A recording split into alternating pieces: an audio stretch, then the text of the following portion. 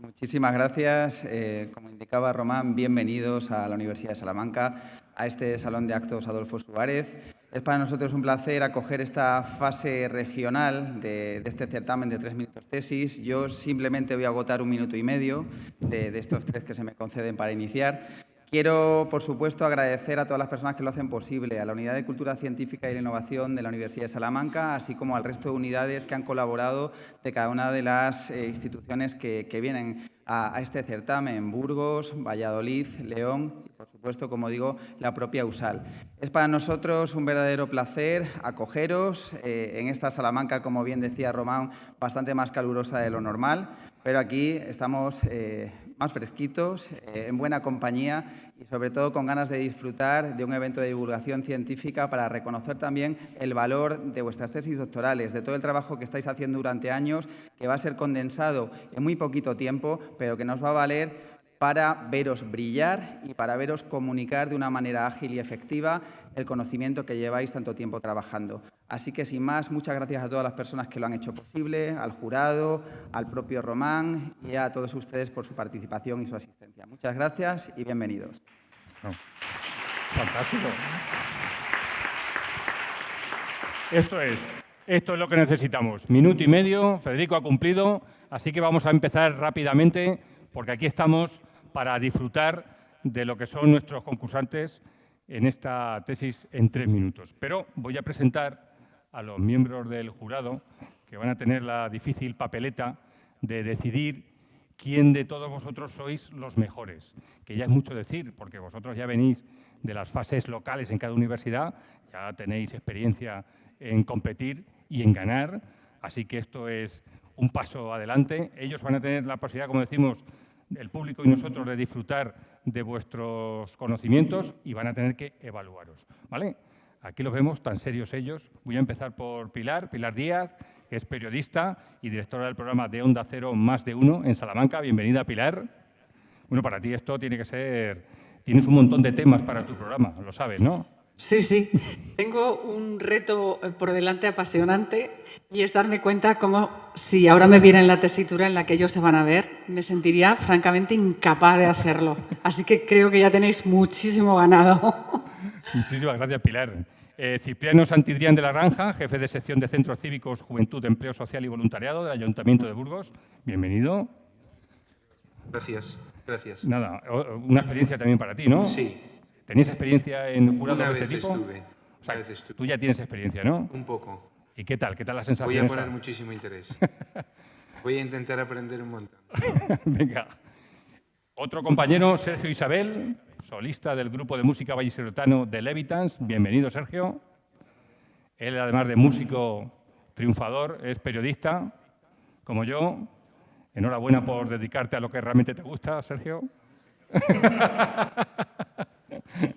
También es una experiencia, ¿no? O sea, desde tu punto de vista, el poder tener... Bueno, hombre, por supuesto, por eso estás aquí. Y nuestro último componente del jurado, bienvenido, José Luis Tabernero Curto, responsable durante más de 30 años de la programación cultural de la Universidad de León. Durante las últimas décadas lo has hecho tú todo.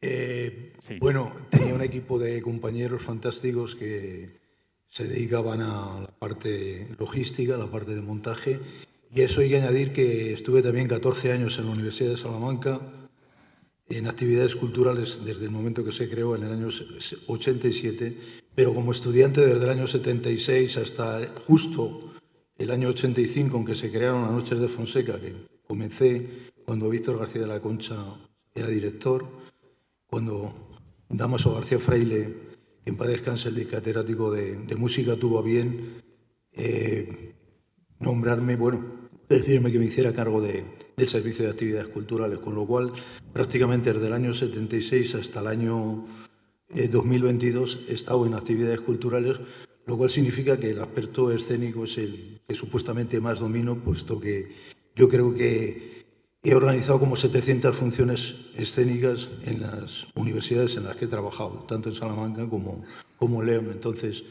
ese puede ser parte del bagaje.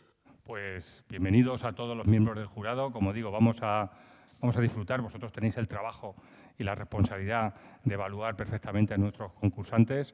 Y nuestros concursantes, que están ya deseando empezar, lo estáis, reconocerlo. Bueno, esto es fácil, ya las normas las conocemos, tenéis 3 minutos. Por favor, no os paséis de los 3 minutos, os vais a poner en esta parte. Los compañeros van a estar pendientes del tiempo. Cuando yo os diga, ¿estáis preparados?, vosotros me respondéis, sí, por supuesto. Empieza vuestro tiempo y el jurado os va a estar evaluando y el público os va a estar disfrutando. Tenemos ya ganas de que empiece esto, no deja de ser un concurso, así que la persona más nerviosa de esta sala ya la tenemos ahí preparada, la vamos a nombrar, ella es Alicia Millán García. Arriba Alicia, Universidad de León, programa de doctorado en Biomedicina y Ciencias de la Salud.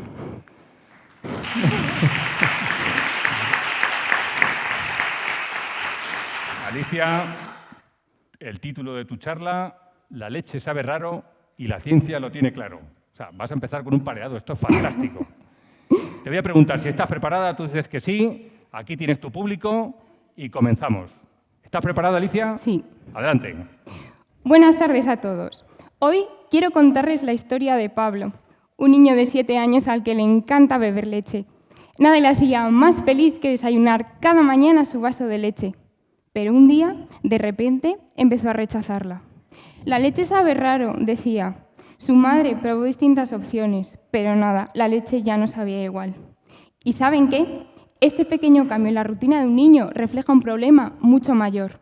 La leche contiene nutrientes esenciales, sobre todo para los más pequeños, pero a veces tiene sabores desagradables.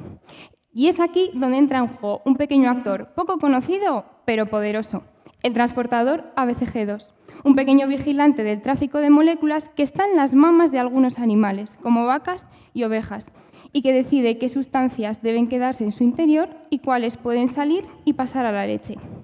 Es esto lo que busca mi tesis, descubrir si el vigilante ABCG2 deja pasar a la leche moléculas que alteran su sabor, para obtener así una leche que, como dice Pablo, sabe raro. Para investigar esto, primero busqué y seleccioné moléculas responsables del sabor en la leche, y fui de lo más pequeño a lo más grande. Empecé en el laboratorio, trabajando con células, luego fui al animalario, a por leche de ratón, y por último llegó la parte que más me gustó. Fui a la granja a por leche de oveja y vaca. Entre ustedes y yo, debo confesarles que me sentí toda una granjera por un día. Utilicé las técnicas más avanzadas para analizar las muestras y los resultados fueron claros. El vigilante ABCG2 deja pasar a la leche moléculas causantes de su mal sabor y que, curiosamente, derivan de la dieta de los animales. Así, detrás de la leche sabe raro de Pablo hay toda una red molecular que trabaja sin que lo sepamos, lo que nos permite controlar el proceso. O bien cambiamos la dieta de los animales o bien bloqueamos ABCG2 para hacer que la leche sepa mejor. Las ventajas son claras. No solo mejoramos la calidad de los productos lácteos, sino que es todo un compromiso con los ganaderos y la industria alimentaria, unos sectores tan activos y tan importantes en nuestra región que luchan día tras día para ofrecernos productos de alta calidad. Por lo tanto, detrás de cada vaso de leche hay toda una ciencia que trabaja para que podamos disfrutar del sabor de cada sorbo.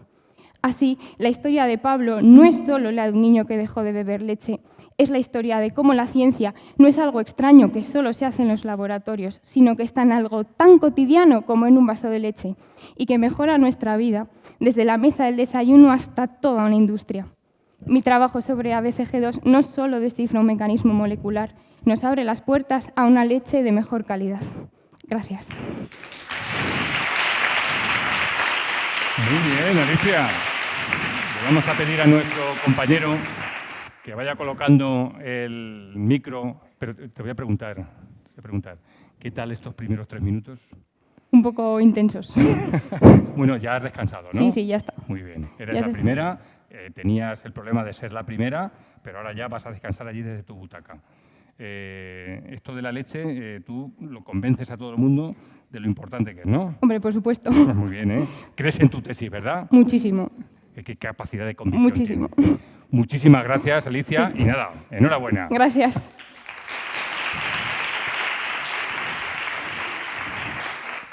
Y ya está preparada nuestra siguiente concursante, que es Isabel Muñoz de Frutos, de la Universidad de Valladolid. Adelante, Isabel.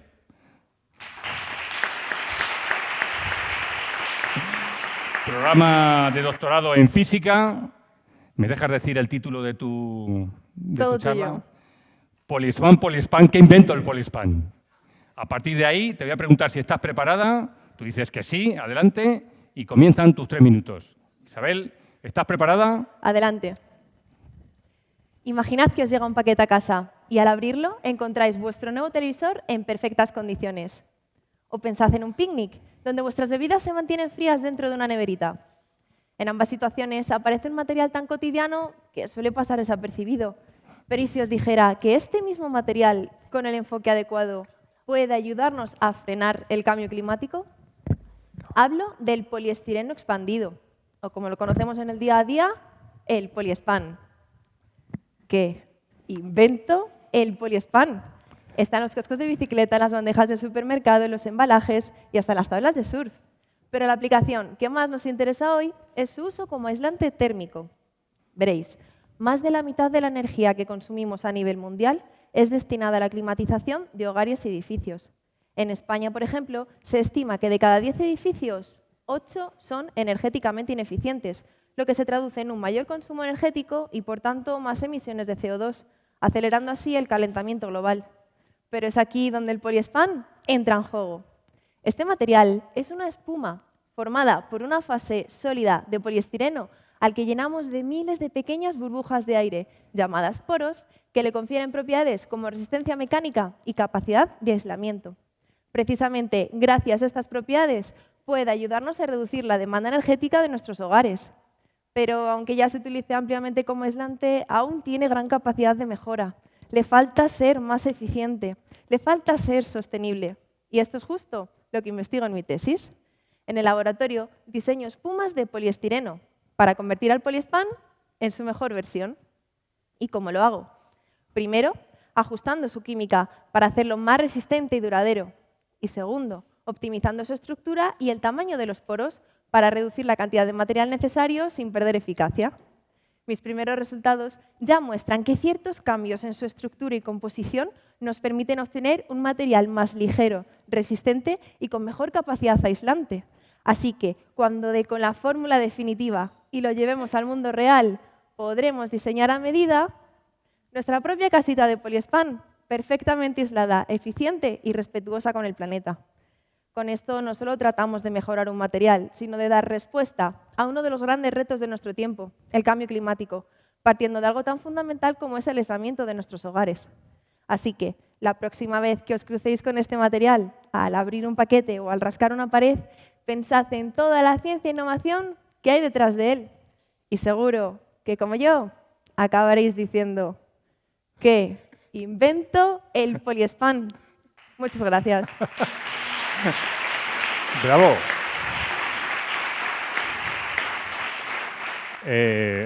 A ti de pequeña, cuando te regalaban cosas, te quedabas con el Poliespan.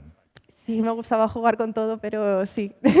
Por Y ya desde entonces lo veo en todas partes y cada vez más y más. ¿Tú eres capaz de diferenciar los tipos de Poliespan? Buf, ya una experta en espumas. ¿Y estás en tu primer año de tesis? Correcto. Apenas te queda tiempo. Ya.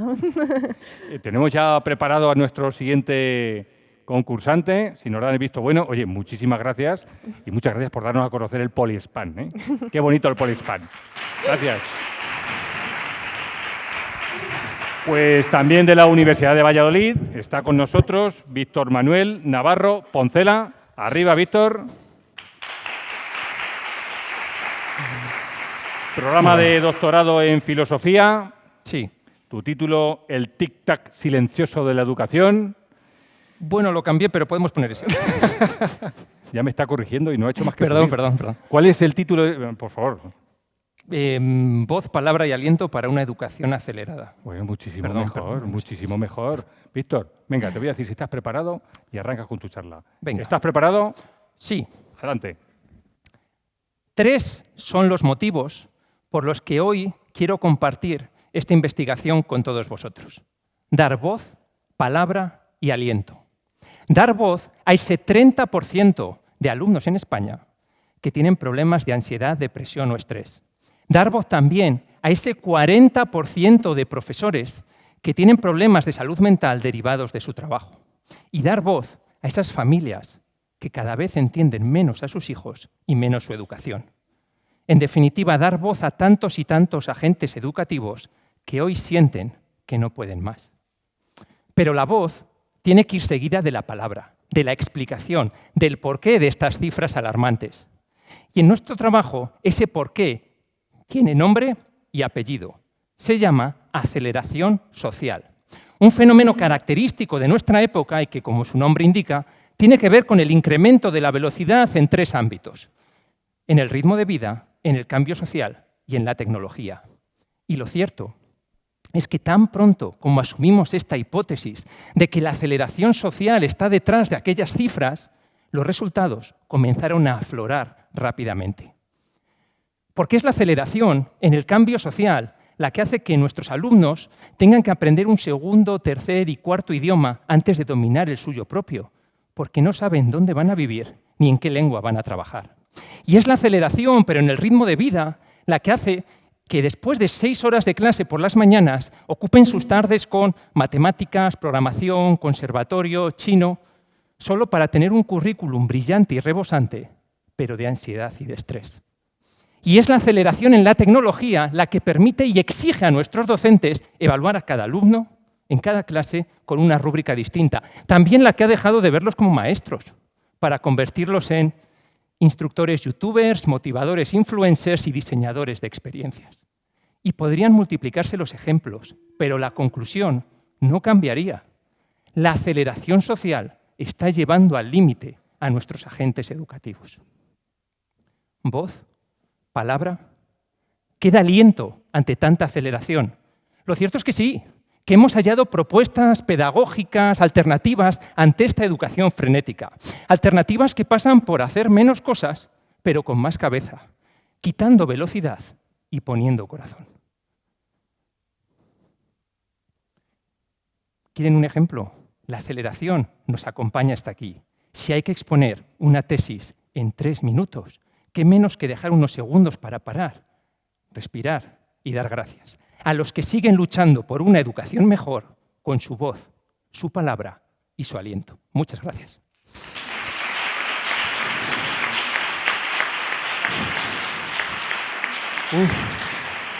Nos has dejado sin aliento, ¿eh? Es que había que acelerar. Y nos has hecho reflexionar. Me alegro. Eso es lo más importante. ¿Preferías tesis en 3 horas, en 30 minutos, en 3 días? 3 días, fenomenal. En 3 días como que nos da. Oye, este tema es para reflexionar todos, ¿eh? Porque prácticamente todos estamos acelerados en nuestras vidas. Es cierto, y de verdad que nuestros alumnos y las nuevas generaciones más. De verdad que sí. Esa tesis va a tener muchos resultados. Ojalá que sí, gracias. ojalá que sí. Muchas gracias. Ya estamos preparando. Muchas gracias, Víctor. Un aplauso. Sí, un poco. Y mientras el jurado sigue anotando sus apuntes, voy a pedir a la siguiente concursante, también de la Universidad de Valladolid, Alba Torres Arribas. ¿Lo he dicho Arribas? Programa de doctorado en química. Alba, filtrando el futuro. Y tenemos por delante 3 minutos para que nos cuentes esa extensa investigación que estás a punto de terminar, Alba. Estás a puntito de terminar tu tesis. No queda nada. No queda nada, pues imagínate, 3 minutos. Imagínate después. Alba, ¿estás preparada? Sí. Adelante, 3 minutos. Cada minuto consumimos 5 piscinas olímpicas llenas de petróleo. Y no lo digo yo, lo dice la Agencia Internacional de Energía, cuyo pronóstico para este año tampoco es mejor que el del anterior. Aunque la demanda de petróleo sigue en aumento, se espera que en los próximos años se vea compensada por el uso de energías más sostenibles como el biogás. El biogás es la energía del futuro, ya que como el petróleo puede utilizarse como electricidad, calefacción y combustible para coches, siendo mucho más respetuoso con el medio ambiente.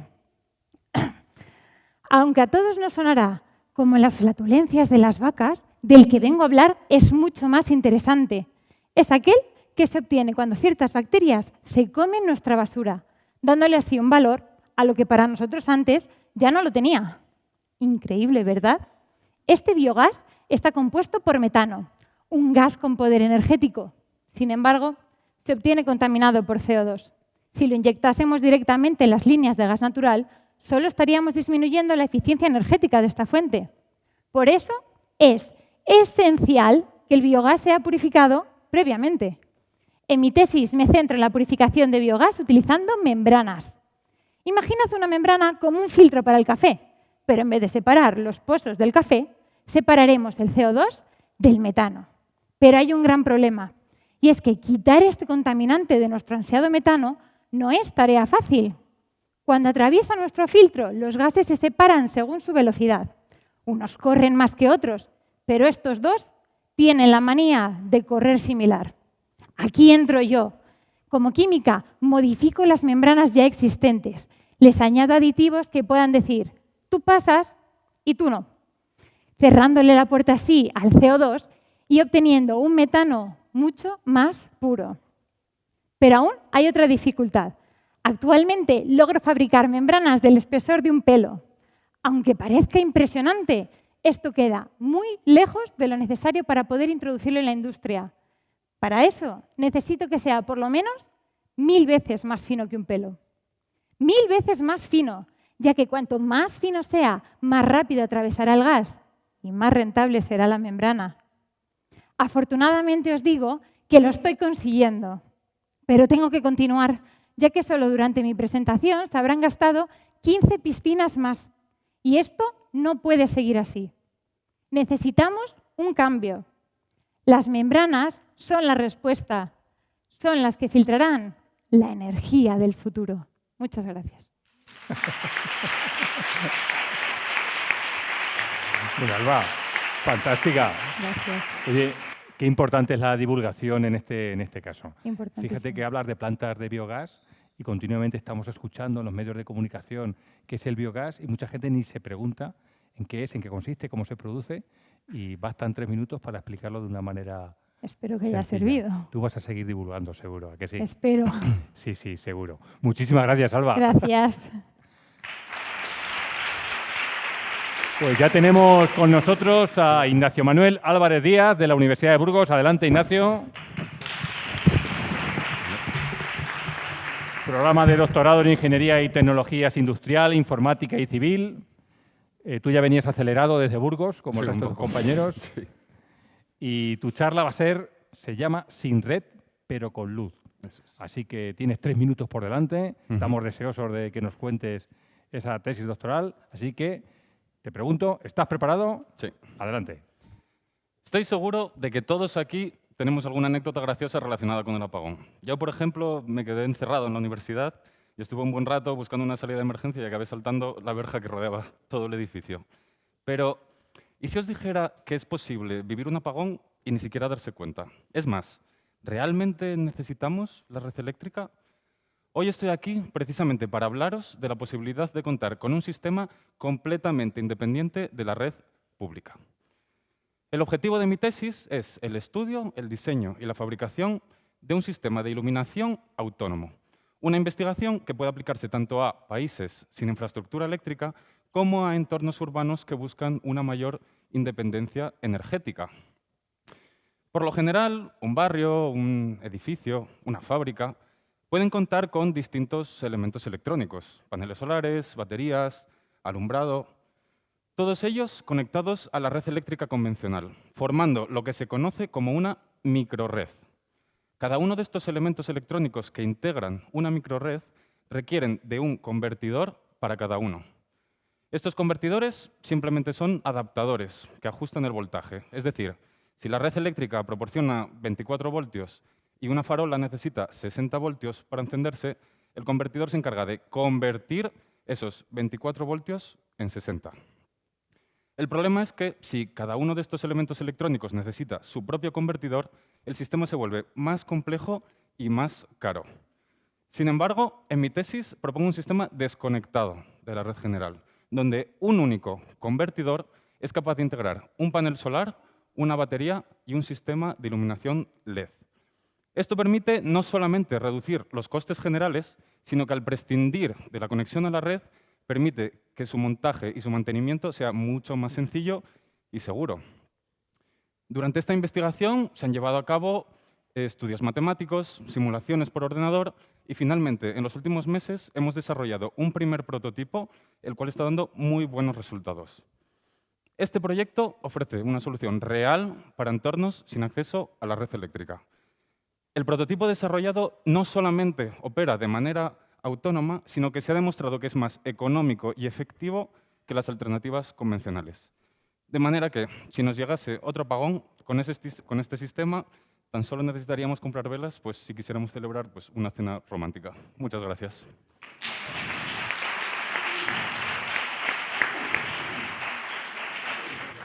¿Tú eres ingeniero? Ingeniero, sí. ¿Ingeniero eléctrico? Industrial. Ingeniero industrial. ¿Y estás haciendo tu tesis?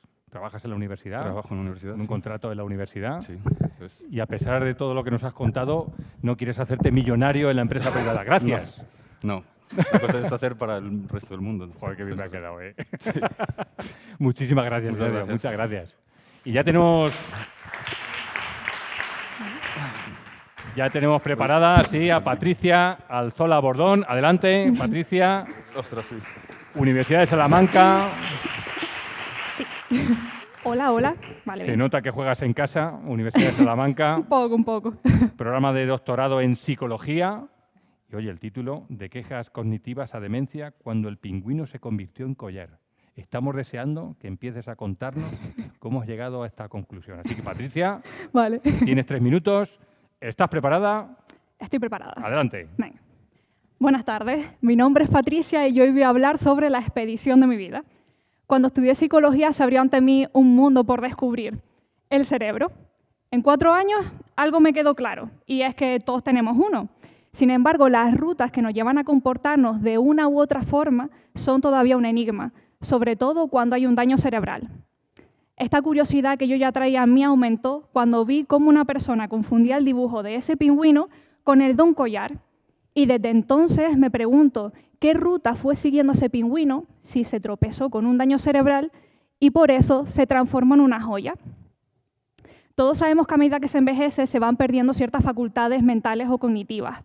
Y aunque no afecten al funcionamiento diario, uno las nota. A esto le llamamos quejas cognitivas. Algunas de las quejas más frecuentes son ir a la cocina y no saber qué se iba a buscar allí, o que cueste más traer a la mente palabras que antes venían muy fácil. Muchas de estas quejas son normales con la edad. Sin embargo, existe una proporción de casos en las que estas quejas pueden representar uno de los primeros indicios de la demencia. Pero entonces, ¿cuándo estas quejas son normales y cuándo se transforman en algo distinto? Con la intención de resolver este interrogante, nuestro grupo de investigación ha diseñado un conjunto de pruebas que evalúa distintas esferas cognitivas como la memoria, el lenguaje, el razonamiento. Nuestro objetivo último es poder detectar la demencia desde sus fases más tempranas. Durante mi doctorado ya hemos obtenido resultados que indican que este conjunto de pruebas es fiable para su uso en personas mayores españolas y que también es comparable a otras pruebas que ya se usan en la clínica. Ahora nuestro foco está en observar qué ocurre en el cerebro mientras aplicamos estas pruebas. Si sabemos qué áreas del cerebro se activan y con qué intensidad en personas mayores sanas, podremos crear un mapa de referencia que nos permita comparar estos patrones de activación con el de personas con cambios asociados a la demencia. Nuestra hipótesis es que estos patrones serán distintos. Disponer de herramientas fiables y adaptadas a la población española es esencial para poder detectar la demencia desde sus estados más iniciales. Además, saber qué ocurre en el cerebro mientras aplicamos estas pruebas puede mejorar la precisión e interpretación de los resultados que obtengamos. Al final lo que buscamos es poder darle una respuesta a la persona afectada, así como a los familiares, y acelerar el acceso a los recursos cuando sea necesario. Y bueno, yo sé que todo este entramado no es ni será tarea fácil, pero yo continuaré mi expedición en busca del pingüino perdido y tan solo espero que si un día perdemos nuestro propio pingüino de vista, con este granito de arena sea más fácil traerlo de vuelta. Muchas gracias. Muy bien, Patricia. Gracias. Fíjate lo importante que has dicho, poder adelantar un poquito la detención de la demencia es fundamental. O sea, y esto Eso nos va a es. afectar en los próximos años. Así que estás Bastante, convencida sí. de la utilidad de tu tesis, ¿a que sí? Sí, Sigue mucho, así. mucho. Muchas Muy gracias, bien. Patricia. Muchas gracias a ustedes. Y ahora tenemos aquí a Virginia Carrera Garrosa, Universidad de Salamanca. Bienvenida. Programa de doctorado en Administración, Hacienda y Justicia en el Estado Social. Y una charla que desde luego nos va a interesar. Protección laboral de las empleadas domésticas. Sí. Oye, se te nota encantada. Estás deseando empezar. Bueno, a ver sí. cómo lo veis. Vale, Venga. perfecto. ¿Estás preparada? Estoy preparada. Adelante. Imaginad que os llama vuestra hermana. Ay, estoy preocupada. ¿Pero qué te pasa? Veo a papá y a mamá mayores. Me ha dicho la vecina que mamá ayer se dejó encendida la vitrocerámica. He estado pensando que lo mejor es que contratemos a alguien para que viva con ellos. Tú y yo trabajamos, tú vives fuera, a lo mejor que alguien viva con ellos y así están cuidados. Y te quedas en shock. Porque hasta hace 2 días tu madre te hacía tuppers y tu padre te ponía los cuadros en casa y ahora estáis contratando a una persona para que les cuide. Esta situación fue la que dio origen a que yo me planteara escribir una tesis sobre la problemática de los cuidados en las familias. Soy Virginia Carrera y mi tesis busca soluciones a los cuidados en las familias y a las condiciones de trabajo de las empleadas de hogar.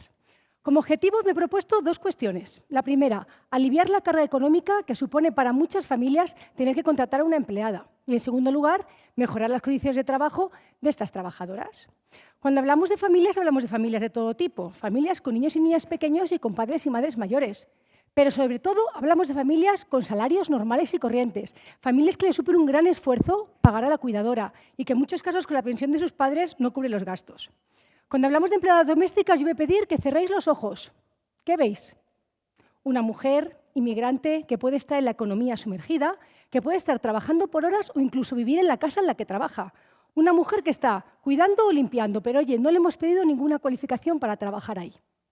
Hasta ahora mi investigación ha llevado a cabo el estudio, el reconocimiento de toda la legislación laboral, casi 100 años, de lo que ha afectado a estas trabajadoras. Y os puedo decir una cuestión muy clara. Es un trabajo muy duro, largas jornadas, pocos descansos, poca seguridad, poca protección social. Las personas que estamos aquí, si mañana perdemos el trabajo, cobramos el paro. Ellas hasta hace 2 días no tenían derecho al desempleo. Tuvo que venir la Unión Europea a tirarnos de las orejas a España para que España cambiara la norma y pudieran cobrar el paro. Mi tesis busca resultados en 2 líneas. La primera tiene que ver con integrar esto en el sistema de bienestar, como la educación o la sanidad. No solamente el cuidado en la residencia, sino garantizar cuidados en nuestras casas, en nuestro hogar, a través de la familia y a través de la figura de la empleada doméstica profesionalizada, cualificada. Y en segundo lugar, el copago, la figura de copago. Las familias aportan según su renta, según lo que pueden pagar. Sé que muchas de las personas que estáis aquí seguramente estáis pensando que esta tesis no es tan atractiva porque de primeras quizás no salva vidas. Pero os voy a decir una cosa. Antes o después, todas las personas que estamos aquí vamos a necesitar que nos cuiden. Y una sociedad que cuide y recibe cuidados es una sociedad feliz, bonita, más justa y más igualitaria. Y eso también salva vidas. Gracias. Fantástica, Virginia. Muy bien. Se te nota plenamente convencida. Es que me encanta mi tesis. Sí.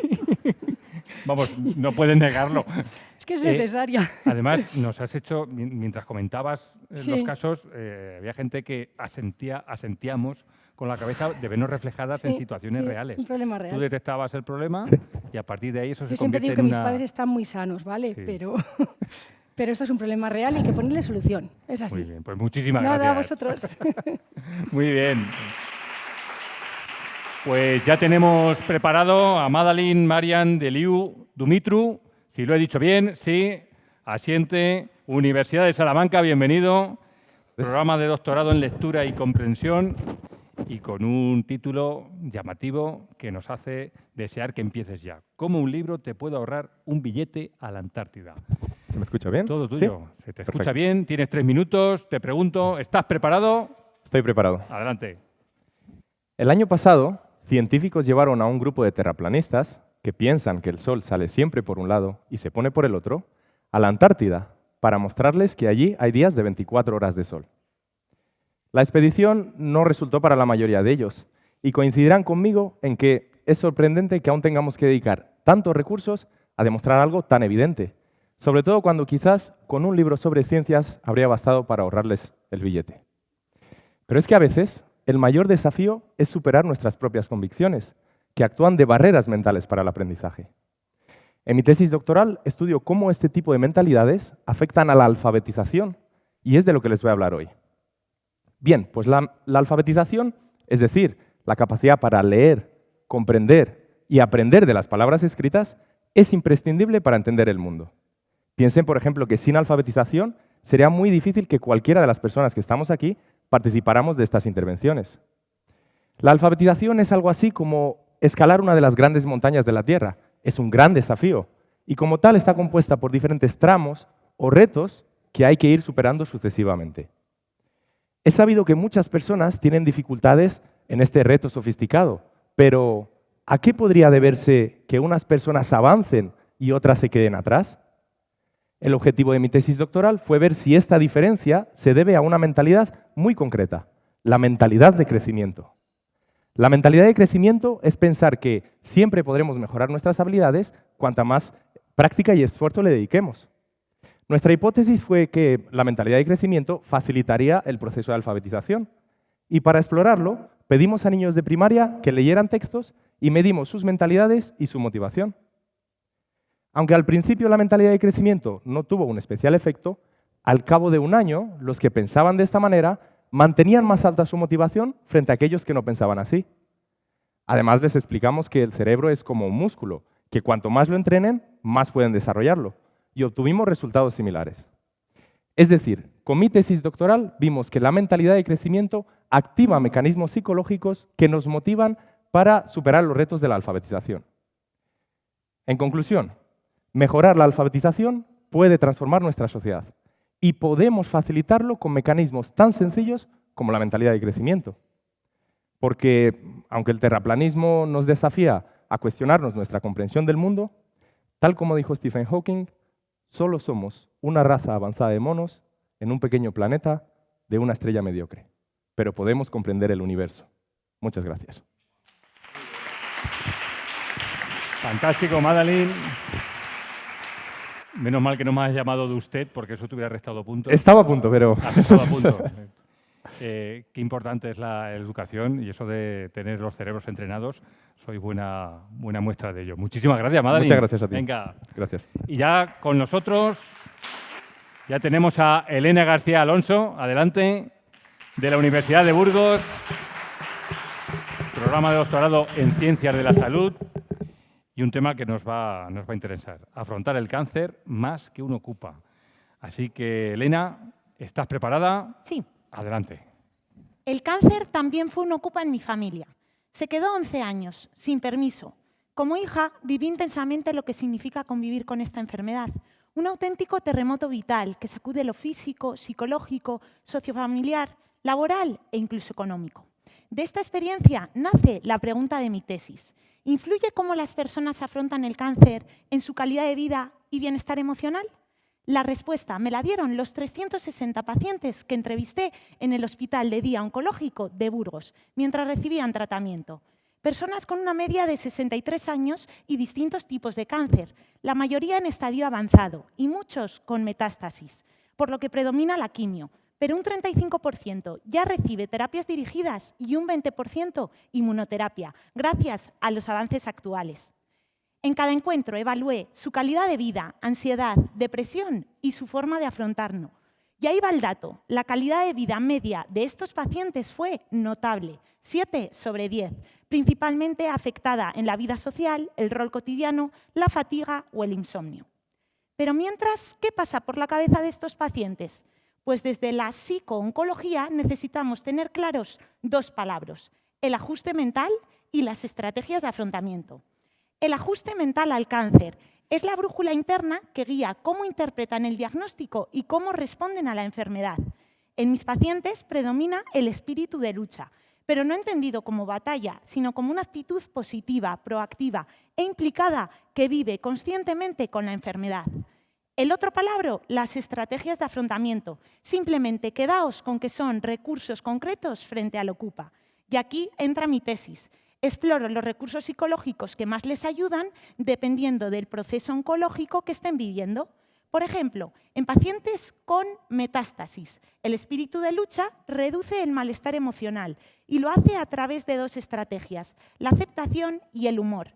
En cambio, en pacientes que no tienen metástasis, esto es gracias a la reformulación positiva, es decir, su mejor pronóstico les permite reinterpretar positivamente la enfermedad y crecer con ella. Lo positivo es que este modelo ya explica hasta el 40% del bienestar emocional de mis pacientes. Y sí, digo mis pacientes, porque tuve la oportunidad de enriquecer el estudio entrevistándoles a los 3 y a los 6 meses. Pero basta de datos. Estos son suficientes para reivindicar la necesidad de la psico-oncología en nuestra sanidad pública. Porque entrenar el afrontamiento, sí, es posible. Estos últimos segundos son para ellos y especialmente para ti, papá, paciente número 1 y motivo de esta tesis. Gracias. Muy bien. Fantástica, Elena. Oye, me has dicho que entrevistabas a cientos de pacientes con cientos de historias diferentes y luego te las llevabas a casa. Es una experiencia personal tremenda. Muy dura. Muy dura, pero desde luego está valiendo la pena por los resultados que estás obteniendo. Muchísimas gracias. Gracias. Pues ya tenemos con nosotros a Arantxa García Martínez. Adelante, Universidad de Burgos, programa de doctorado en educación. Oye, Sin City Metrópolis Violeta. ¿Estás preparada? Estoy preparada. Adelante. Hoy vengo muy enfadada. ¿Todo el mundo sabe lo que son los marcianitos? Pues son ellos los que me han hecho enfadar. Hoy estoy aquí para defender la situación de las marcianitas en los videojuegos, concretamente el lugar que las mujeres ocupamos en las ciudades virtuales posmodernas. La tradición en el desarrollo de videojuegos coloca al hombre en el foco del crimen digital. La primera mujer apareció en 1961, pero había que salvarla, como si necesitáramos un caballero. Yo, a lo más, que me abran un bote de espárragos. Pero es que yo soy del 5% de mujeres que se dedica al desarrollo de videojuegos y del 47% que juega y no encuentra su espacio en la ciudad virtual. Perdón.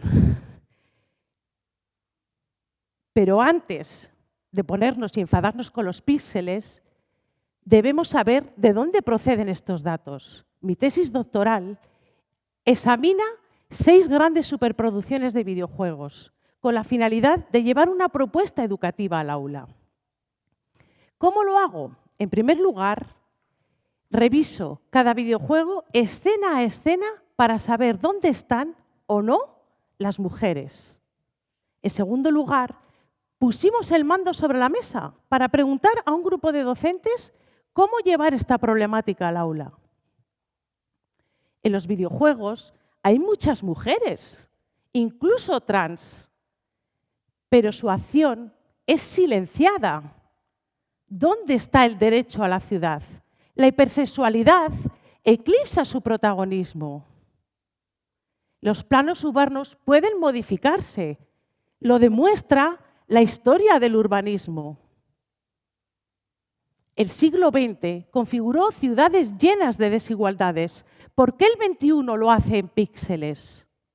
Esto se debe a que el 95% de las situaciones en los videojuegos son diseñadas por hombres. Además, porque las ciudades virtuales replican las desigualdades de las ciudades reales. Y además, porque las marcianitas normales no vendemos. No se trata de que la mujer se incorpore al juego, se trata de reescribir los juegos. Porque si el futuro se juega en pantalla, marcianitas, reclamemos el mando. Gracias. Bueno, marcianitas normales. Marcianitas como tú fantástico, quieras. Arantxa, estarás disfrutando mucho con tu tesis doctoral. Mucho. Además se te nota, de verdad. Muchas gracias. A ti. Hasta luego. Bueno, el jurado cada vez lo tiene más complicado. Sergio, Cipriano, Pilar, Pepe, están ahí anotando. Tenemos con nosotros ya nuestra penúltima concursante, que es Natalia Martínez Reyes, Universidad de León, programa de doctorado en Ingeniería de Biosistemas. Natalia, del suelo a la solución, bacterias que devoran toxinas. ¿Preparada para contárnosla? Preparada. Adelante. Buenas tardes. ¿Habéis oído hablar de la vomitoxina? Sí, suena fatal y creedme, lo es.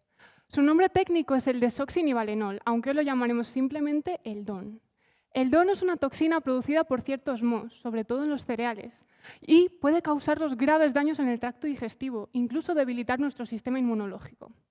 Y ahora pensad, ¿os gusta el pan, la cerveza, los cereales? En todos ellos se han encontrado ciertos niveles de DON que ingerimos de forma habitual. Y eso no es lo peor. En alimentación humana hay niveles máximos marcados por la ley, pero en alimentación animal son más bien recomendaciones. Y esto causa grandes pérdidas económicas a los ganaderos, un sector importante en Castilla y León, que van acompañadas de sufrimiento animal. El gran problema del DON es que es una molécula muy estable y no se degrada al cocinar. Por lo que para deshacernos de él sin deteriorar el alimento, necesitamos una estrategia de degradación dirigida que solo afecte a esta sustancia. Ante este problema, en mi grupo de investigación pensamos que la solución podría estar en una bacteria. Y es que hay microorganismos para todo. Y seguro que hay una bacteria capaz de comerse la vomitoxina. Y nos pusimos a buscarla. Donde más diversidad de bacterias hay, el suelo. Recogimos muestras de tierra de fincas afectadas por hongos y las cultivamos en unas condiciones especiales. El DON era su única fuente de carbono, su único alimento. Tras mucho trabajo encontramos una joya, el cultivo Z13, capaz de degradar totalmente el DON sin producir residuos tóxicos. Y lo pusimos a prueba en células animales en cultivo. El DON las dañaba gravemente, pero tras pasar por Z13, las células sobrevivían. La toxicidad había desaparecido. Entusiasmados nos pusimos a replicar Z13 para conseguir un producto que llevaros a vosotros, a la sociedad. Y no pudimos, no hubo manera. La ciencia a veces es frustrante, pero seguimos trabajando. Analizamos todo el material genético de Z13 y vimos que la diversidad bacteriana era inmensa. Nos llamó la atención una bacteria llamada Devosia, que no aparecía apenas en otras muestras. Así que la encargamos a una colección y la cultivamos con DON. Y vimos que lo transformaba totalmente en otra sustancia, aparentemente no tóxica. Mi tesis está terminando, pero afortunadamente esta historia continúa. Estamos desarrollando una estrategia natural y eficaz para limpiar la vomitoxina, contribuyendo a una lucha global que es la seguridad alimentaria y a la salud animal y humana. Y con esto quiero que os quedéis con una cosa. Muchas veces los microorganismos son un problema, pero también pueden ser la solución. Muchas gracias.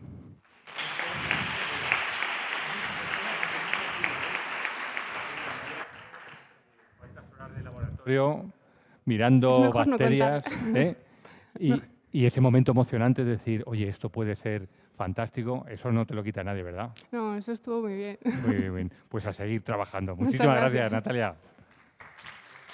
Bueno, y ya hemos llegado al final porque tenemos a nuestra última concursante, Nadia Merino Blondia, de la Universidad de León, programa de doctorado en Ciencias Veterinarias y de los Alimentos. Oye, esto me da hambre. Una tapa de frutas y verduras para las ovejas. Pues vas a terminar tú con el concurso, con tus 3 minutos. ¿Estás preparada? Adelante. Un día salí de cañas con mis amigos y nos dieron... Y les hice una pregunta. ¿Os sorprendería si no cobrasen más por una tapa de queso? Y lo que hoy suena como una situación hipotética podría ser una realidad en un futuro próximo. De hecho, les expliqué que el precio de los alimentos lácteos está directamente relacionado con la alimentación de las ovejas, ya que la alimentación representa el mayor coste de producción para el ganadero. Imaginaros montar un negocio.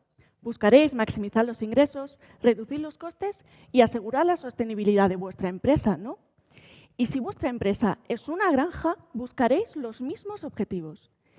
Y una manera de alimentar a vuestro rebaño de manera más sostenible y reduciendo los costes es sustituyendo aquellos ingredientes de la dieta que son importados por un recurso que en España abunda y se desperdicia, por destríos de frutas y verduras. ¿Y qué es un destrío? Es toda la fruta y la verdura que no se comercializa o que nosotros no elegimos en el supermercado porque no se ajusta a los estándares estéticos de venta.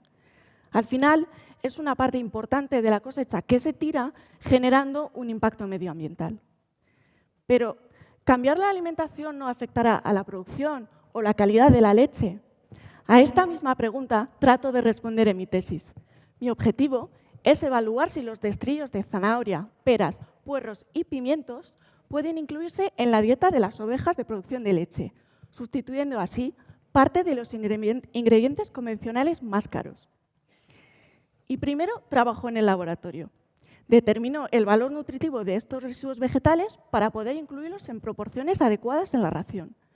Luego, los evaluó como ingredientes de una dieta en un sistema in vitro que imita el estómago de las ovejas. Y finalmente, alimentó a un pequeño grupo de ovejas con una dieta que incluya estos estríos para ver el efecto en la producción y la calidad de la leche y en el estado de salud. Y os voy a adelantar algo. Darles peras de estrillo ha dado resultados muy positivos cuando se incluye en raciones para ovejas de producción de leche, porque estas peras que se desechan son una gran fuente de nutrientes para las ovejas, que ellas aprovechan para producir leche, un alimento de gran calidad nutritiva para nosotros. Y ahora estoy evaluando si se consiguen los mismos resultados con zanahorias, puerros y pimientos.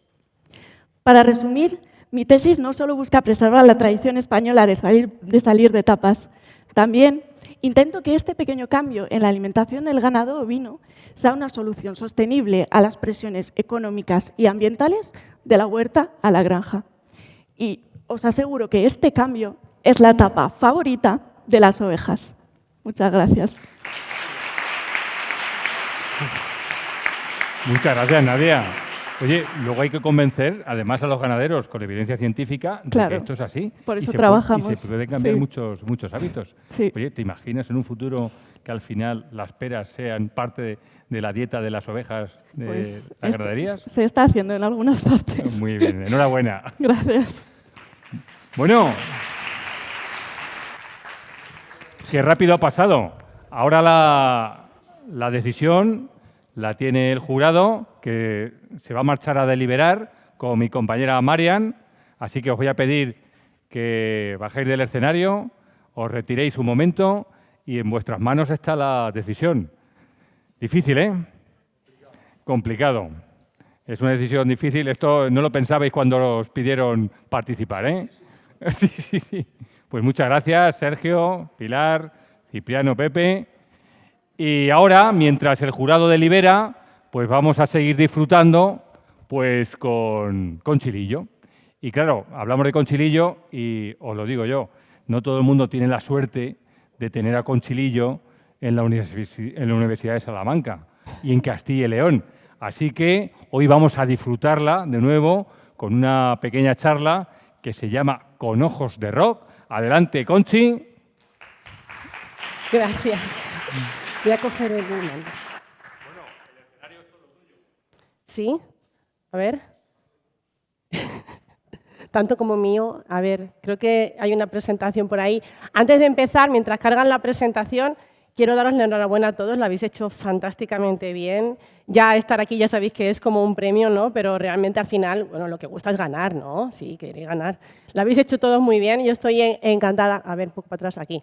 Estoy encantada de participar en este evento y yo tengo que animaros a que sigáis con esto. Cuando terminéis la tesis, ¿vale? Cuando terminéis de leerla, de presentarla, de todo, os necesitamos en el mundo de la divulgación, ¿eh? Así que yo os animo a seguir con esta tarea que habéis hecho también.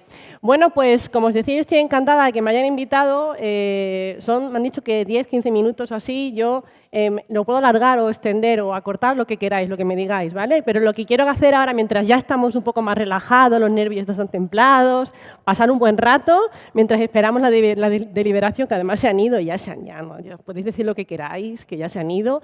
Y quiero que me acompañéis al mundo del rock. En el rock también hay ciencia y hay ojos, que son lo que me gustan a mí, los ojos del rock. Entonces voy a utilizar algunos de los ojos más icónicos del mundo del rock, pues para hablaros un poquito de lo que me gusta a mí, que es la visión. Creo que funcione esto, espero que sí, vale. Se llama Con ojos de rock porque vamos a hablar de algunas particularidades de la visión y de los ojos. Una de ellas es el iris. Os voy a decir una cosa que no sé si os lo han dicho, pero vuestro iris es único. Nadie en el mundo lo ha tenido como el vuestro y nadie nunca lo va a tener como el vuestro. Es decir, es único, ¿vale? Además, es único vuestro iris, el izquierdo y el derecho. Son distintos entre sí. Son bastante distintos y de hecho se pueden utilizar como para medidas biométricas el iris. Eso sí también lo sabéis, ¿verdad? Tened cuidado que no roben los datos cuando os hacen fotos del iris. Vale, bueno, pues yo vengo a hablaros de algunos de los iris y algunas de las miradas más icónicas del mundo del rock. Esta es la mía, no es rockera, pero bueno, es la mía, como digo, también es única, ¿no? Y os voy a hablar de uno de los iconos del mundo del rock relacionado con su visión. ¿Conocéis el término heterocromía? ¿Conocéis lo que es la heterocromía? Es cuando los iris son distintos, cuando tenemos alguna diferencia en nuestros iris. No es muy común en el ser humano, sí que lo es bastante en animales. Por ejemplo, en los gatos y en los perros hay distintos tipos de heterocromía. La que tenéis a la izquierda en la persona es heterocromía parcial, cuando tiene una mancha en el iris. Heterocromía circular es muy común, que es la que tengo yo y seguramente muchos de vosotros, y es cuando el iris, la zona central del iris, tiene un color distinto a la zona periférica del iris. Y luego la heterocromía completa, que es la que tenéis en el gato, que cada ojo es de un color distinto. Y si os hablo de heterocromía en el iris, ¿qué me vais a decir dentro del mundo del rock? ¿Quién? A ver... ¿Bowie? Bowie tenía los ojos distintos, pero no tenía heterocromía. Siempre se ha dicho que tenía color distinto de ojos, pero no es así. Vengo yo aquí a desbancar uno de los mitos del mundo del rock, lo siento muchísimo. Yo vengo aquí, ya sabéis que lo de la ciencia, lo de la magia y la ciencia no va muy bien. Nosotros vamos desbancando los mitos y quitando la magia a todo esto. Bueno, sí que tenía ojos dispares. David Bowie, porque si lo miramos con un poquito más de detenimiento, lo que vais a ver es que David Bowie lo que tenía era anisocoria, es decir, su ojo izquierdo, su pupila izquierda estaba siempre dilatada. No se veía mucho porque como siempre actuaba de noche y esas cosas, pues como no había mucha luz, pues no se le veía mucho, pero cuando se le iluminaba bastante se le veía perfectamente que una de sus pupilas estaba siempre dilatada. Se cuenta, se dice, se rumorea que es porque cuando tenía 15 años así se peleó con un amigo suyo. No sería tan amigo cuando se peleó, pero bueno, una pelea de estas de chicos, ¿no? Lo que hizo fue que le paralizó los músculos del iris. Tenemos dos tipos de músculos en nuestro iris. Un músculo que se llama, es un músculo orbital, ¿vale? Que es un esfínter, tenemos un esfínter en el ojo, lo siento mucho, que es el que hace que se cierre la pupila, y otros músculos que son radiales, que son los que hacen que se dilate la pupila. Bueno, pues se paralizó el esfínter del ojo y, por lo visto, pues se mantuvo esa mirada abierta o esa pupila abierta durante toda su vida. Tampoco le supuso mucho problema, además era una de las miradas más icónicas del mundo del rock precisamente por eso, ¿no? Por esa disparidad de su iris. Hablando de ojos azules, que era el color de ojos que tenía David Bowie, supongo que conocéis a esta mujer. Espero que conozcáis a todas las estrellas que os he traído, porque me voy a sentir muy mayor si no. ¿Vale? Debbie Harry, que es la artista de Blondie, ¿no? Además es también una de las miradas más icónicas porque salió mucho de las pinturas de Andy Warhol. La conocéis, ¿verdad? Decidme que sí, por Dios. Vale, bueno, pues Debbie Harry es una de las miradas, los ojos azules más icónicos del mundo del rock, muy atractiva, muy rockera, muy cañera. Y hoy vengo también a desbancaros otras de estas cosas que tengo que desbancar. Y es que los ojos azules no existen. ¿Eso lo sabíais? Bueno, desgraciadamente, si tenéis los ojos azules, tenéis unos ojos preciosos, no digo que no, pero es que el pigmento azul en el ser humano no existe. Nosotros tenemos pigmento marrón y pigmento marrón oscuro y pigmento rojo anaranjado. Es decir, el color que nosotros tenemos, tanto en nuestra piel como en nuestros ojos, como en nuestro pelo, se debe a la mezcla de esos dos tipos de pigmento. Vale, entonces, ¿por qué vemos los ojos azules si no hay pigmento azul en el iris de ninguna de estas personas? ¿Por qué? Pues por lo mismo que vemos el cielo azul. Y ahora nos pasamos a la física, madre mía. Es por lo que se llama la dispersión de Rayleigh, que seguramente os suena, es decir, la luz del Sol entra en la atmósfera, todas las distintas longitudes de onda de la luz se van a dispersar dentro de nuestra atmósfera y la luz azul es la más energética y la que más se dispersa. Como es la que más se dispersa, es la que está más abundantemente en el cielo y es por eso que vemos el cielo azul. ¿Por qué vemos los ojos azules? Pues porque son personas que tienen muy poquito pigmento, de esos dos tipos de pigmento que os acabo de decir, muy poquito pigmento en sus ojos, entonces toda la luz que entra, sale. Tal como entra, sale. Y como la que sale, la que es más abundante, la que más se dispersa, la más energética es la azul, entonces vemos sus ojos azules. ¿Se ha entendido esto? Maravilla, ya podéis explicar la dispersión de Rayleigh a todo el mundo. Venga, ¿estos quiénes son? U2, menos mal, que sí que los conocéis. Nos conocéis, U2. Venga, otra de las características, así, una de las miradas icónicas del mundo del rock es la de Bono, ¿no? ¿Por qué? ¿Qué le pasa a Bono? Que Bono va siempre con gafas de sol, ya sea de día, de noche, ya esté dando un concierto, lo que sea. ¿Os habéis preguntado alguna vez por qué Bono va siempre con gafas de sol o gafas oscuras? ¿Porque le queda muy bien? Sí, pero no solo por eso. Bueno, a todo el mundo nos quedan bien las gafas de sol, ¿eh? Bueno, a unos más que otros, también os tengo que decir, pero a Bono le queda muy bien. Bono usa gafas de sol no solo porque le queden bien, sino porque tiene un problema visual. Él lo ha dicho también en alguna entrevista, no sé si lo conocíais, pero Bono tiene glaucoma. Bono tiene glaucoma y su visión está un poco distorsionada, aparte que tiene problemas visuales más o menos severos. Y uno de los problemas que tiene Bono, y por eso lleva gafas de sol, es que la iluminación, la luz, le molesta muchísimo, ¿vale? Es decir, tiene como lo que se llama fotofobia. Pero aparte de eso, el glaucoma se debe a una presión intraocular muy grande dentro de lo que es nuestro globo ocular, y lo que hace es presionar el nervio óptico, y eso impide una normal circulación de la información visual que tiene que llegar a nuestro cerebro. Entonces, él tiene una visión distorsionada y sobre todo cuando hay mucha luz, ve las cosas muy brillantes, no ve contornos, es decir, tiene problemas visuales más o menos severos. El glaucoma se trata, el glaucoma tiene si se trata con tiempo, a tiempo, se coge a tiempo, hay una medicación que lo mantiene muy bien, pero obviamente las luces siempre le van a molestar y por eso lleva gafas de sol. Él tiene su glaucoma muy bien controlado, muy bien tratado, no os preocupéis por Bono, ¿vale? Os traigo un vídeo simplemente para enseñaros un poquito por qué se aumenta esa presión intraocular. Y es que nosotros tenemos dos cámaras en el ojo, una cámara anterior, donde tenemos el humor acuoso, y otra posterior, que es la grande, que está el humor vítreo. El humor acuoso tiene que estar renovándose continuamente, entonces hay como un drenaje continuo en nuestra cámara anterior. El problema del glaucoma es que ese drenaje es incorrecto. Las células que tienen que absorber ese líquido y volver a retornarlo no lo hacen correctamente. Entonces se acumula líquido en la cámara anterior y eso hace que se presione la cámara posterior y eso hace que se presione el nervio óptico, ¿vale? Ahora conocéis la patología del glaucoma perfectamente también, muy bien. Me queda hablaros de otro de los artistas que a mí me encantan, Stevie Wonder, ¿lo conocéis? Por favor, decidme que sí, ya sé que esto ya tiene bastante más años, pero Stevie Wonder es también un icono del mundo del rock, el funky, pero también sabéis que Stevie Wonder es ciego, ¿no? Iba a decir era, pero no, vive, ¿eh? Stevie Wonder vive, por favor, que nos dure muchos años. Y Stevie Wonder es ciego. ¿Sabríais decirme si Stevie Wonder nació ciego? ¿O adquirió la ceguera con el tiempo? ¿No lo sabéis? Siempre lo habéis conocido ciego, ¿verdad? Ahí con su piano y es un artistazo enorme. Bueno, pues Stevie Wonder no nació ciego, lo que pasa es que nació muy pronto. Nació muy pronto y en aquella época, cuando él nació, las incubadoras no controlaban muy bien los niveles de oxígeno. Ahora sí que se hace, porque se sabe que unos niveles descontrolados de oxígeno dentro de las incubadoras, cuando somos prematuros, hace que los vasos sanguíneos de nuestra retina crezcan descontroladamente y producen una serie de daños en la retina que son irreparables con el tiempo. Es lo que se llama la retinopatía del prematuro. Se conoce así precisamente porque es consecuencia de todo esto que os estoy diciendo, los descontroles del oxígeno dentro de las incubadoras. Como os digo, ahora no hay ningún riesgo, no hay ningún problema porque esto ya se conoce y se controla muy bien, ¿vale? Pero a Stevie Wonder lo que le pasó fue que nació antes de tiempo. Me queda una persona. Os traigo rock. Os he dicho que traía rock. A este le conocéis también, ¿verdad? Por favor. Yo divulgo ciencia y divulgo a Jimi Hendrix, por donde quiera que vaya. Déjale. Ese tema de Jimi Hendrix es uno de mis favoritos. Se llama Purple Haze. ¿Sabéis por qué se llama Purple Haze?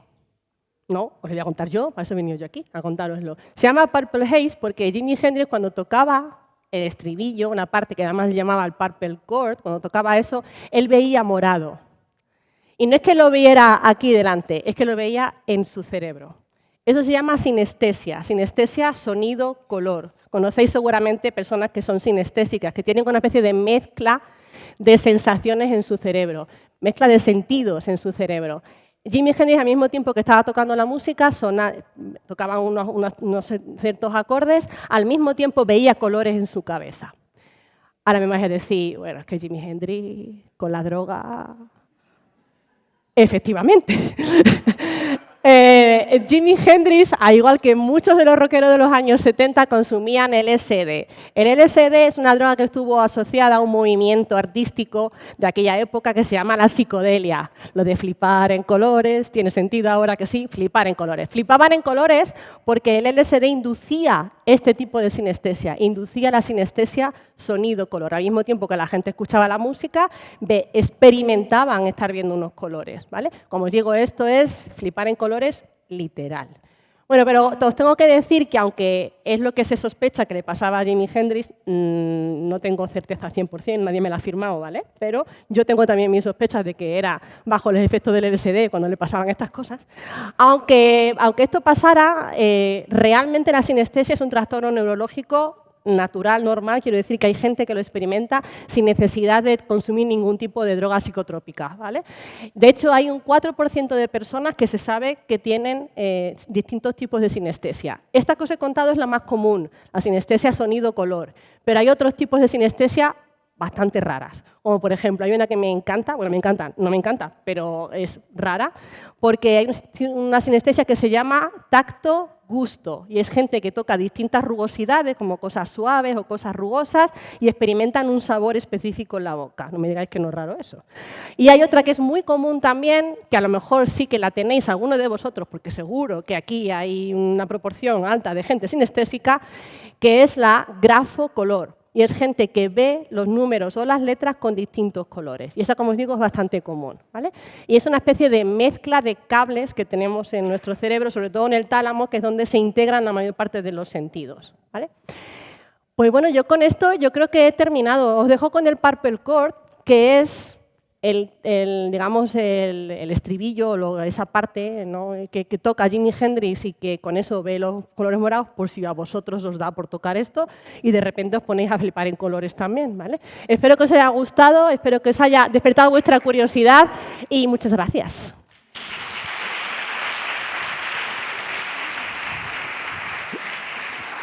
Qué maravilla, Conchi. Sí, ¿te ha gustado? Me ha encantado. Bien, un poquito así, un poquito divertido, curioso, Sí. miradas, ojos, claro. El rock. ¿A quién no le va a gustar el Lo rock? de flipar en colores no lo sabía, ¿eh? ¿No? No lo Pues sabía. esto, vamos, o sea, es literal. Es así, sí. Lo del LSD, no lo probéis, por favor, ¿vale? Pero No, por pero favor. que sepáis que Corta, es una droga que antes se utilizaba mucho en los años 70 para tratar Sí. algunos trastornos psicológicos, que se dejó de utilizar precisamente porque lo que inducía era este tipo de sinestesia, de una forma bastante intensa. Fantástico, Sí. fantástico. Conchi. Bueno, pues nada. ¿Cómo disfrutas con esto, eh? Ya me lo paso muy bien. Comentabas a los futuros. Estos son los futuros. Son los futuros divulgadores. que necesitamos este Sois futuro. los futuros divulgadores y divulgadoras. Sí, porque la ciencia necesita esto, tú bien Necesita. lo sabes, que muchas veces el conocimiento se nos queda en nuestros laboratorios o en nuestros despachos y hay mucha gente que no es capaz de trasladarlo. Y es que esto además es un plus, ¿eh? Esto es un plus. Pues eso es buenísimo porque además, a ver, si lo podéis hacer en 3 minutos, no os cuento ya ni en 10, ¿eh? O sea, en 10 va a ser una maravilla. Y yo de verdad que os animo muchísimo a que lo hagáis, que necesitamos gente que pueda trasladar la ciencia, porque si no vamos a tener terraplanistas por ahí por donde vayamos y esto no puede ser. Trasladar la ciencia de una forma más, no solo amena, porque la habéis hecho muy bien, pero sobre todo con mucho rigor y en 3 minutos es súper difícil. Así que yo os doy la enhorabuena, de verdad. Qué bien, qué bien. Bueno, un aplauso a Conchi Lillo. Que yo te entrevistaría aquí en directo. ¿Sí? ¿Cómo fueron tus comienzos? Tenemos que alargar, Conchi? ¿ves? Si al final tiene que haber dado una charla de media hora, si ya te lo he dicho yo. Sí, pero me refiero, cuando tú defendiste tu tesis doctoral, ¿existía algún tipo de actividad Para nada, divulgativa yo de este tipo? soy muy mayor. No. Y no, sí. Quería decir eso. No había nada de eso. De hecho, no había hecho nunca, cuando estuve haciendo la tesis, no había hecho nunca nada de divulgación científica. Fue cuando volví del postdoc, cuando empecé a hacer cosas de este tipo, de divulgación científica, a engancharme al mundo de la divulgación, porque realmente fue una necesidad al final. Se genera una necesidad de explicar a la gente qué es lo que estás haciendo y cómo lo haces. Pues eso, o sea, explicarle a tu madre por qué estás trabajando con ojos de peces y qué le haces a los ojos de los peces y es que tienen ahí. Porque entonces al final se genera esa necesidad de explicarle a la gente de cualquier ámbito, algo con lo que tú disfrutas o con lo que tú pasas muchas horas de tu vida. Entonces, yo a todo el mundo le animo y fue como yo empecé ya a la vuelta de mi postdoc, o sea que no tenía ningún tipo de experiencia previa. Tú te has labrado ya un camino en esto de la divulgación. Lo ¿no? que pasa es que tengo poca vergüenza y me gusta mucho la farándula, pero... Sí, pero lo que sí aprecias es que cuando te encuentras a un público que realmente atiende y aprende con una pequeña charla que llega mucho más allá de lo que podemos imaginar, vemos los efectos de la divulgación. Bueno, al final, no sé si ya os habéis dado cuenta que yo al final os llevo a mi terreno, que es lo que habéis hecho vosotros. Yo he utilizado los ojos del rock, que más o menos todos conocíais, a que sí, conocíais todos, pues he explicado alguna curiosidad relacionado con lo que yo trabajo. Al final es como lo habéis hecho vosotros, ¿no? Coger un ejemplo, un punto de partida en el que a la gente le llama la curiosidad, le picas el gusanillo para engancharles y al final contarles vuestra película. Y yo os he hablado de glaucoma, os he hablado de sinestesia, os he hablado de retinopatía del diabético. O sea, que es que, bueno, al final habéis escuchado términos que a lo mejor no os hubiera nunca ocurrido que en una charla de divulgación científica lo ibais a oír, o una charla hablando de rock, precisamente, ¿no? O de los ojos del rock. Pero bueno, al final la divulgación es eso, ¿no? Coger un ejemplo, algo que es común a todos y expandirlo y llevarlo, arrastrarlo al terreno propio. Entonces, bueno. Qué maravilla, ¿eh? Qué suerte tenemos con Conchi y yo. Bueno, por Dios, no me digas eso.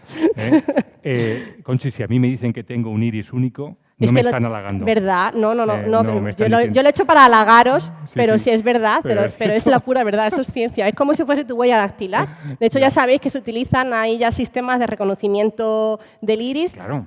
Exactamente. Has avisado de que hubo una empresa que empezó a copiar el iris y tuvo que avisar las autoridades para que... Se tuvo que prohibir, pero se vendieron muchísimos iris por ahí. Eso es información totalmente personal. Claro. O sea, ese iris está ligado a ti. Es algo particular tuyo, es una medida biométrica completamente, entonces es peligroso. Pero bueno, lo he dicho así, pero lo que sí que quería decir es que vuestros iris es únicos, es mucho más bonito que decir que es una medida biométrica, ¿no? Y los de Conchilillo más. Muchas gracias, Conchi. Gracias. Bueno, pues yo creo que tenemos ya resultado. Efectivamente, nuestro compañero Miguel, que... Muy bien, no pienso decir nada. Vale. Bueno, pues llega el momento de los premios. Qué emoción, ¿eh? Pero para esto, para la entrega de los premios, vamos a pedir la colaboración de otros compañeros que han asistido aquí, nuestras autoridades académicas. Qué bien suena eso, las vamos a tener porque voy a pedir que suba al escenario para entregar el tercer premio, dotado con 500 euros, a José Luis Cuesta Gómez, director de la Escuela de Doctorado de la Universidad de Burgos. Adelante.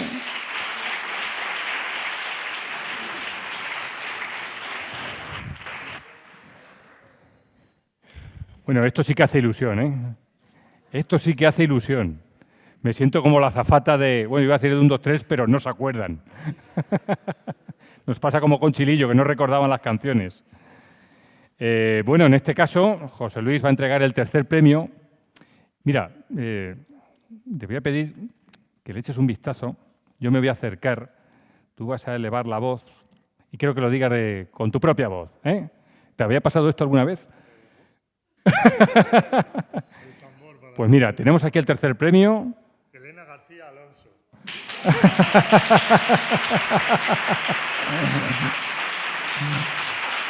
Venid. Bueno, colocaos ahí. Tercer premio, 500 euros. Enhorabuena. Emocionada, ¿verdad? Oye, pues mira, os voy a pedir que ocupéis vuestros asientos porque vamos ahora con el segundo premio. Un segundo premio. Atención, desaparezco del escenario. Y aparezco con los 1.000 euros del segundo premio, para el cual voy a pedir que suba al escenario Santiago Gutiérrez Martín, que es el vicerrector de Investigación y Transferencia de la Universidad de León. Adelante.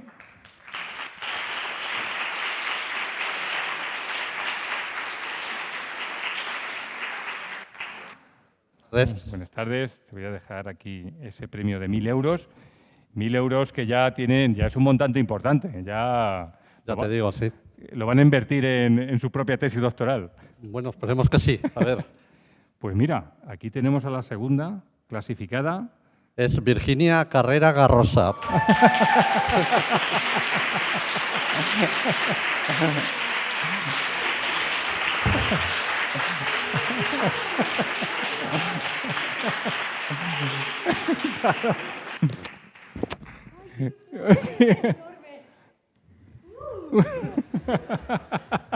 Ese te lo tienes que dejar para la tesis doctoral. Me hace muchísima ilusión porque además se me ha notado, ¿no? Pero yo vivo esta tesis como algo que es necesario para una sociedad en la que muchas veces solo se piensa en lo que genera capital. Y el cuidado no es capital, el cuidado es un derecho. Entonces yo estoy muy emocionada con mi tesis, ya no digo más. Muchas gracias. Claro que sí.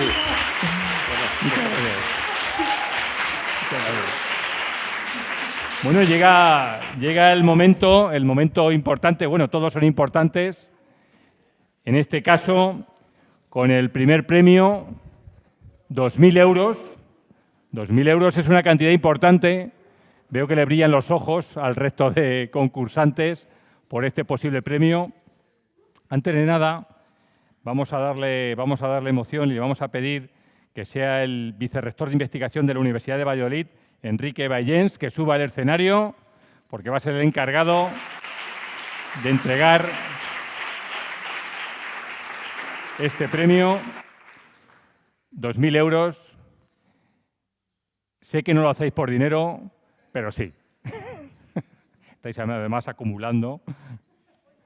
Pues Enrique, te voy a coger aquí y vas a tener el honor de decir quién es el ganador de esta fase final de Castilla y León, de la final de la tesis 3MT. Y aquí lo tienes. Ganadora sí que es un chico. Madalín Marian Deliu Dinupri.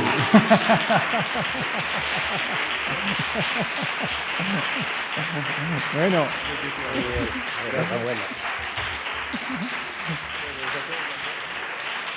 Bueno, unas palabras para... Sí. ¿Quiere que bueno. diga un agradecimiento? Sí, claro, claro. Bueno, es pues, lo que se suele hacer en estos casos. Bueno, pues muchísimas gracias, sobre todo a la Unidad de Cultura Científica, porque la verdad es que nos han preparado un montón y nos han dado muchísimo apoyo y no sé qué más decir. La verdad es que estoy muy, muy contento, no me lo esperaba para nada. Gracias. Y a mis compañeras aquí también, que ha sido un placer. Muchas gracias. Muchísimas gracias. Os voy a pedir que bajéis del escenario. Ahora subiréis todos para la foto final. Fíjate en lo que habéis comentado, la importancia de estos concursos, que además ha hecho posible que muchos de ellos pues, se conocieran gracias a este concurso de tesis en 3 minutos.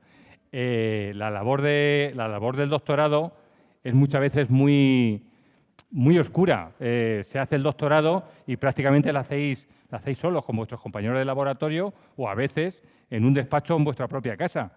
Y habéis tenido la oportunidad, gracias a este concurso, de conocer a otros compañeros de otras áreas de conocimiento, de tener la experiencia de prepararos para este momento de divulgación y de participar en un concurso y de gritar cuando correspondía. Esto va a quedar para la posteridad. Enhorabuena también al resto de participantes. Sé que no lo hacéis por dinero, pero bueno, algo les sacaréis ahora. Y ahora voy a pedir, para cerrar este acto, además en tiempo, que suba con nosotros el vicerrector de investigación de la Universidad de Salamanca, José Miguel Mateo Rocco. Le voy a pedir que suba adelante. Un aplauso.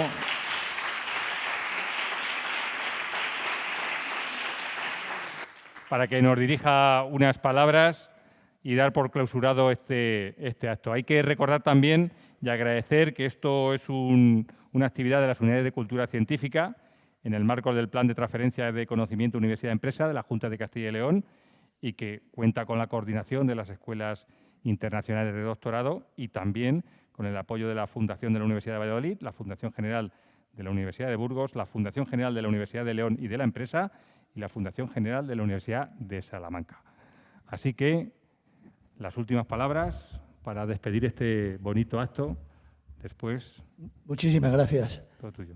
Bueno, me uno a los agradecimientos a las universidades, a las instituciones que han apoyado este evento y sobre todo, pues, felicitar a todos los que habéis participado hoy aquí en esta final de la fase regional, pero también a los que han participado en cada una de las fases locales. Siempre dicen se dice que lo importante es participar, y es verdad, porque la participación es lo que hace que realmente el evento tome una verdadera dimensión y que se logre el objetivo, que es difundir la ciencia, ¿no? La ciencia joven que hacéis cada uno de vosotros.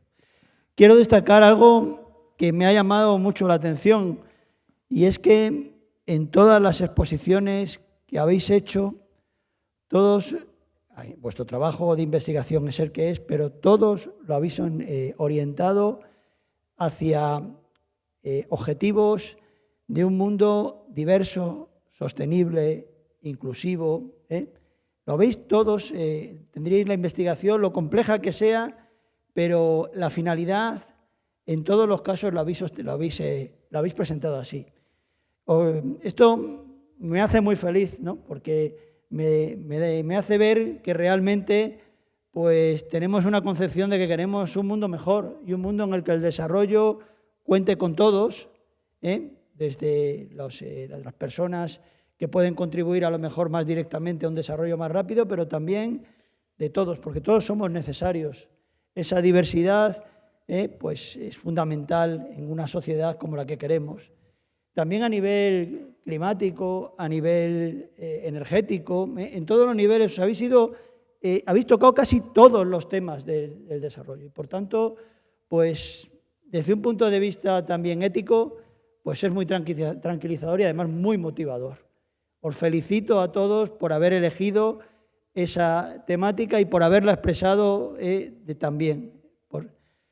Y finalmente, pues simplemente agradeceros a todos los asistentes vuestra presencia y bueno, pues damos por concluida la gala. Así que muchas gracias. Muchas gracias. Muchas gracias.